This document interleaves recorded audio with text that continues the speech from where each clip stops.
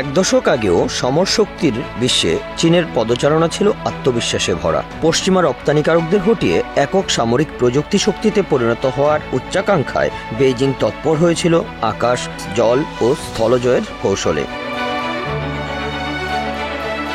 চীন বড় পরিসরে সমরাস্ত্র রপ্তানি শুরু করে ৮০-এর দশকের গোড়া থেকে।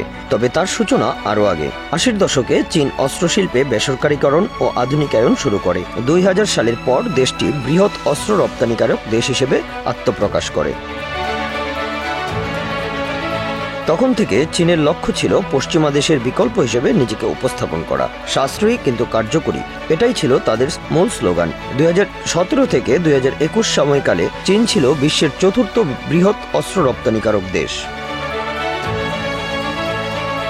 কিন্তু কথায় আছে না, চায়না মাল বেশি দিন যায় না। সেটি যেন বাস্তবে ঘটেছে গত মে মাসে ভারত পাকিস্তানের মধ্যে সংগঠিত সীমান্ত যুদ্ধে।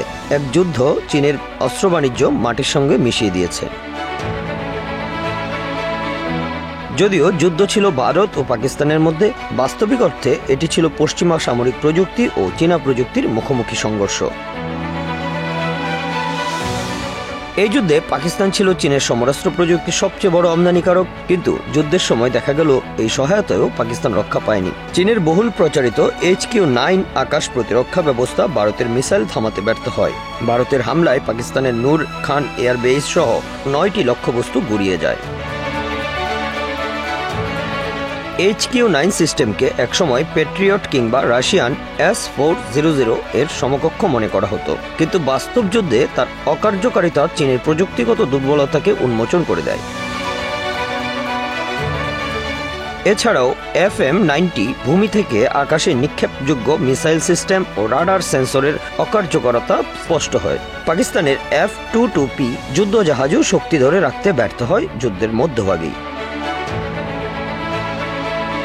Stockholm International Peace Research Institute SIPRI তথ্যমতে ২০১৮ সাল থেকে ২০২২ সালের মধ্যে চীনের সমরাস্ত্র রপ্তানি করেছে ২১%। এই পতনের কারণ একদিকে এককভাবে পাকিস্তানের উপর নির্ভরশীলতা, অন্যদিকে বৈশ্বিক ক্রেতা গড়ে তুলতে ব্যর্থতা।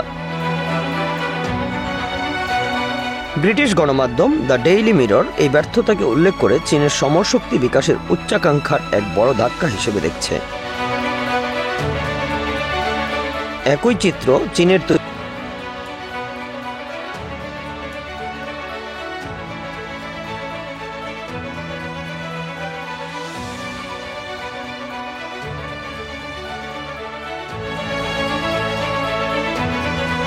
গত এক দশকে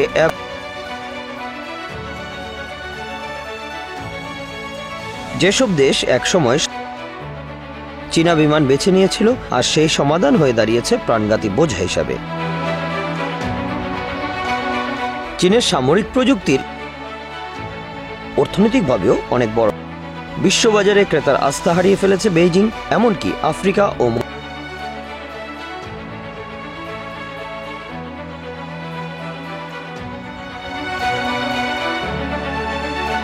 বর্তমানে চীন প্রতি বছর প্রায় ২ থেকে ৪ বিলিয়ন মার্কিন ডলারের, বাংলাদেশি টাকায় যা দাঁড়ায় প্রায় ২৫,০০০ থেকে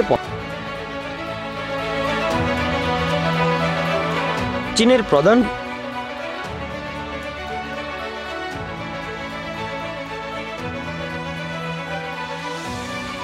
আলজেরিয়া ও আফ্রিকার। Bangla affairs news desk.